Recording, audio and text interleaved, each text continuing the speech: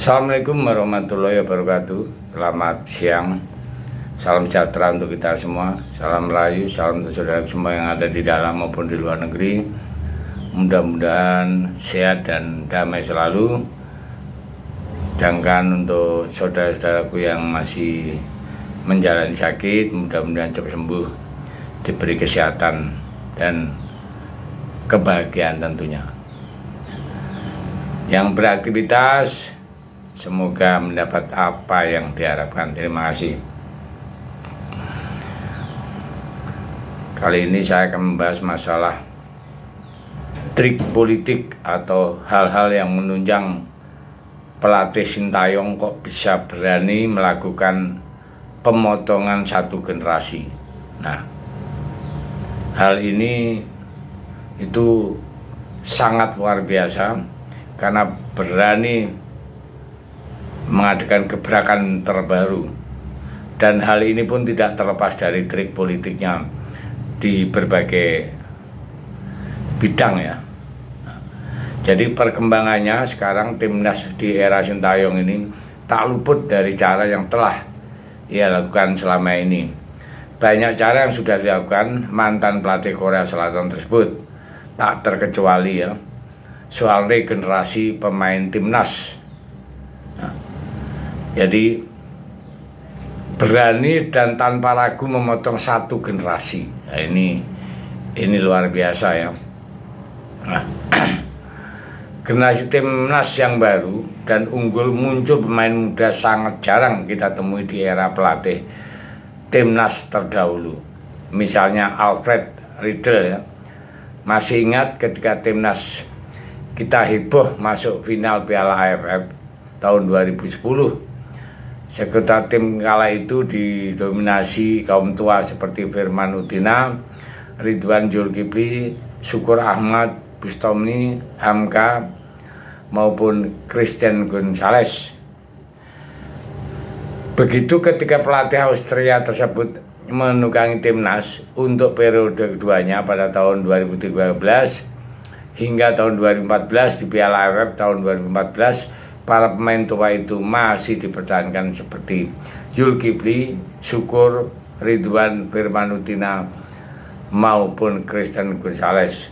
Padahal ketika itu muncul beberapa punggawa tim NAS U19 ya, Aswan Indra Sapri seperti Iputu Gede, Muklis, Hadining, Hargianto, Yulfandi, dan masih banyak lagi yang angin segar ya pemanggilan pemain muda ke tim senior.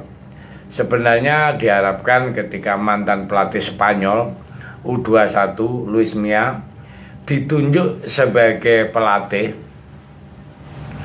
tim Garuda pada tahun 2017, Luis Milla ikut membantu PSSI untuk meluruskan filosofi yang sudah mereka punya, yakni Vilanesia atau kurikulum sepak bola yang diterapkan di beberapa sekolah bola seluruh Indonesia. Milla kemudian membuktikan kapabilitasnya sebagai sang pelatih, namun bukan di kompetisi selevel AFF. Namun Milla turun menangani tim Indonesia U23 di ajang Asia Games. Pada saat itu ia memunculkan nama-nama baru di kancah sepak bola tanah air seperti Bagas Adi, Ricky Fajri, Septian David, Sadil Ramdhani maupun Febri Haryadi. Ikut dalam rombongan skuad tersebut nama-nama tadi yang kebanyakan usianya masih cukup muda, kemudian menjadi pilar tim NAS Indonesia senior. Sayangnya Milla tidak menemani di Piala AFF tahun 2018 karena keburu dipecat. Sang asisten Bima Sakti kemudian melanjutkan kiprahnya sekaligus tanggung jawab untuk mengembangkan bakat muda. Ironisnya pengembangan bakat muda semacam itu mandek di era Simon. Sampai akhirnya datanglah pelatih dari Korea Selatan Sintayong pada tahun 2020. Dilansir dari CNN sejak awal ya, Jawal itu pelatih Sintayong itu langsung membicarakan sebuah generasi pemain. Perkataan Sintayong dibuktikan di Piala AFF tahun 2020. Timnas dihuni oleh para banyak muka baru yang belum pernah tampil di ajang Piala AFF sebelumnya, seperti Pratama Arhan, Nadio Asnawi, Syahrian Dewangga, Rahmat Irianto, maupun Rame Munake kan, bahkan dilansir Bola.net ya. Banyak juga ya di Piala AFF itu pemain muda yang memang punya talenta. Jadi dia mengambil tuh di sekitar umur, di bawah umur 23 lah maksimal itu merupakan yang muda ya, peserta AFF tahun 2000, meskipun hasilnya kurang maksimal karena belum juara, namun setidaknya proses yang dilakukan Sintayong di awal kemudian patut untuk diapresiasi.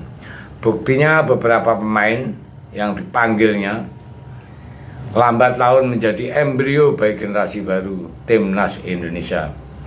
Hingga sekarang banyak yang menyebut cara membentuk generasi Timnas itu sebuah hal yang terlalu berani diambil oleh Sintayong.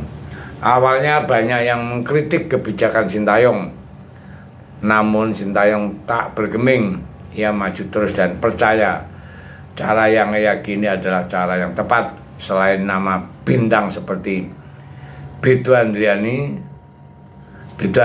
dan Boas Ferdinand Sinaga maupun Zulhan, pemain itu ya di eranya ya.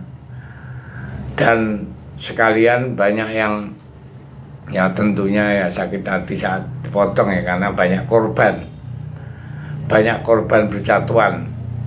Tapi itulah konsekuensi dari permainan politik atau bahasanya permainan trik yang dilakukan oleh Sintayong. Dan perlu kita ketahui saat ini nama Indonesia sudah betul-betul melambung. Di Asia kita sudah masuk nomor 4 di Asia. Dulu kalau mendengar namanya Korea, Jepang udah game duluan. Jangankan jauh, dengan Vietnam udah jauh. Dan diketahui tanggal 6 dan tanggal 11 itu memperebutkan untuk Piala Dunia ke fase 3. Artinya dengan pemotongan satu generasi ini, Sintayong secara umum ya masyarakat Indonesia mengaku itu berhasil. Ya, saya pikir itu teknik-teknik yang dilakukan Sintayong. Mudah-mudahan kita sebagai rakyat bangga dan mendukung apa yang dilakukan oleh Sintayong. Tentunya ini adalah kerja yang sama yang luar biasa dengan Erick Thohir yang sebagai bosnya ya, dan dia pengalaman karena pernah punya Inter Milan. Terima kasih, merdeka.